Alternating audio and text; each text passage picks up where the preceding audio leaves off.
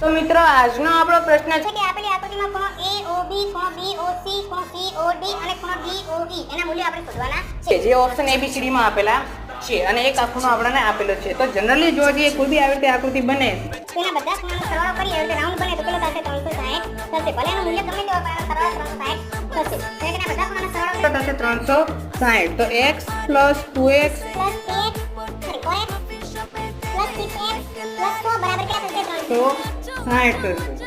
હવે આ બધાનો સરવાળો કરીએ તો 6 અને 4 10 ને 4 થશે 13 થશે અને પ્લસ 100 બરાબર 360. તો 360 માંથી 100 જશે એટલે કેટલા વધશે 260.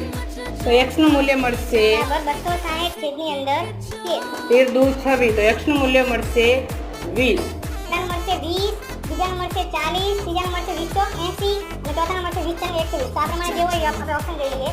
તો 20, 40 80 અને 120. તો કરેક્ટ આન્સર આવશે